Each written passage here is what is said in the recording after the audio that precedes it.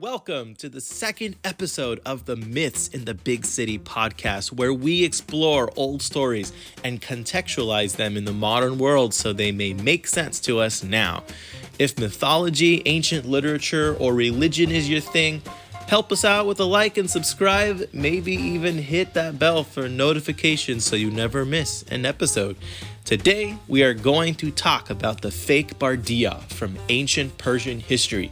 So let's put our Persian history caps on and dive right in. Okay, so the fake Bardiya, I want to preface this by admitting that this is not a religious or fantastical story. It comes straight from the history books of ancient Persia. Now, I know what you're thinking. You're thinking, Ian, I thought this was a podcast about myths. Why are you devoting an entire episode to Persian history? Now, bear with me. This is indeed a myth and some ancient history in the same dosage. I won't explain any of that quite yet, though, because it will give away the twist in this story. But I promise you, it will all make sense in due time. So our story starts with Cyrus the Great, who was the first emperor of the Persian Achaemenid Empire and ruled from roughly 560 to 530 BC. Now, if you are a big religion buff, you may recognize the name of Cyrus the Great because he actually made an appearance in the Bible. We won't get into the weeds of the biblical stuff here, but it is worth exploring the biblical connection a little bit. In the ancient Near East, it was common for a larger empire to conquer a group of people and remove them from their ancestral homeland, especially when much of their identity stemmed from that ancestral land. In the ancient days, this happened to Israel quite a bit. Ancient Assyria did it to the Israelites, and then Babylon did it on a much larger scale. By the middle of the 6th century BC, the Israelites didn't even live in Israel anymore.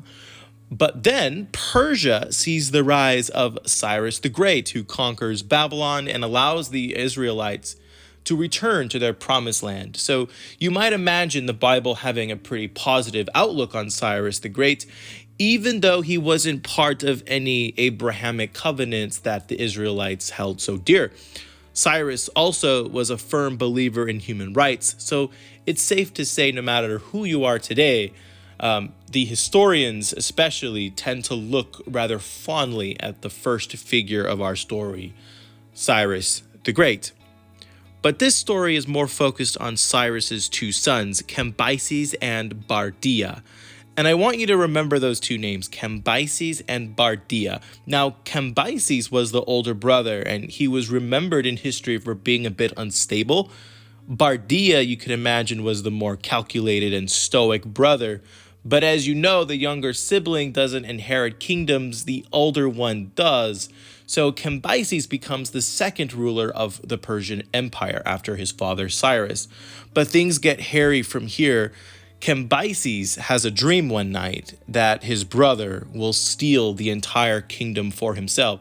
By the way, this kingdom was massive. It stretched across 3 continents from modern-day Turkey in the west to even Pakistan to the east. If I remember correctly, you had the Egyptian border to the south and modern-day Georgia to the north. So you can imagine the paranoia of losing such an enormous kingdom to a brother who, in the eyes of the people, may have been less impulsive. This is where it gets real Game of Thronesy. Cambyses, using a dream as his justification, has his brother Bardiya secretly unalived. He couldn't publicly do this. He quietly sent some guards to Bardiya's chamber and had him unalived. This allowed Cambyses to go full Vladimir Putin and launch a military campaign into Egypt, which I'm sure Bardiya and the more level-headed advisors would have urged against. But this is where things get hilarious, and I mean full Monty Python hilarious. Some random guy, just a random dude, back in Persia, some random guy who just kind of looks like Bardiya, somehow found out that the real Bardiya was dead and began impersonating this guy.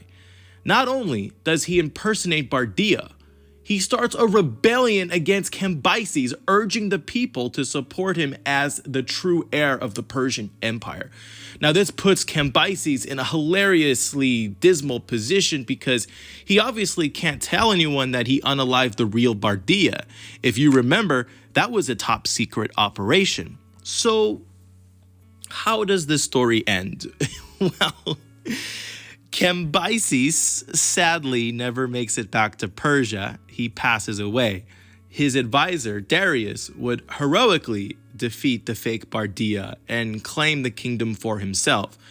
Funny side fact, Darius would actually become Darius the Great of Greek history fame.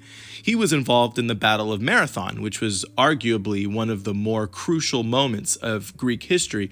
But going back to the fake Bardiya story, there is an ancient inscription in Iran that chronicles the fake Bardiya story, and even the Greek historian Herodotus himself would discuss the fake Bardiya in his histories.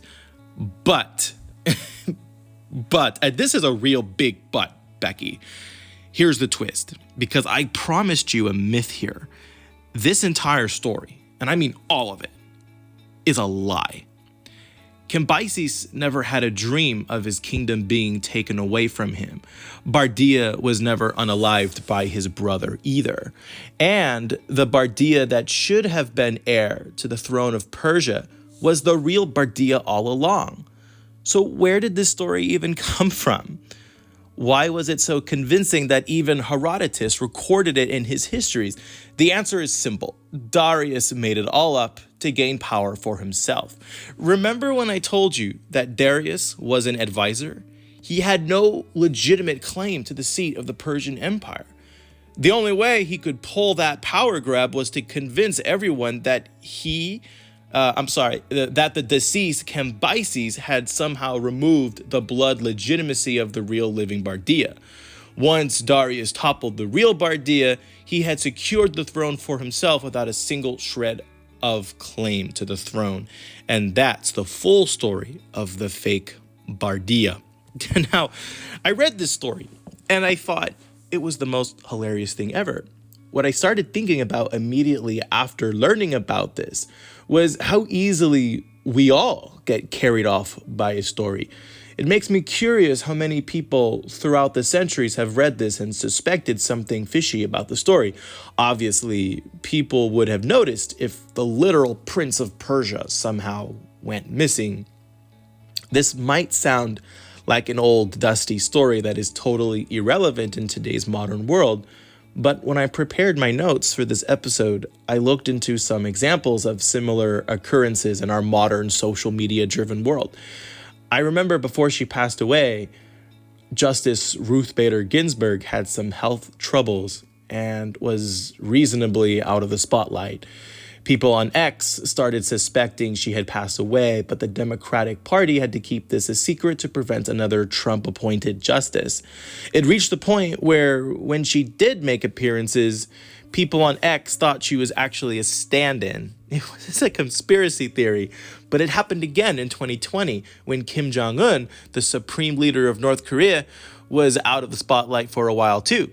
Everyone on the internet was also convinced that he had passed away. What we can learn from the fake Bardiya is a lie that is told just right can influence the world. And just like when we believe a video made by AI is real, it can be very eerie to learn just how susceptible we are to lies. Well, that's it for me, everyone. Thank you so much for tuning in to this entry of the Myths in the Big City podcast. Stay bold, stay bright, and make sure to subscribe to this channel if this is your kind of thing. And we'll catch you next time. Thank you.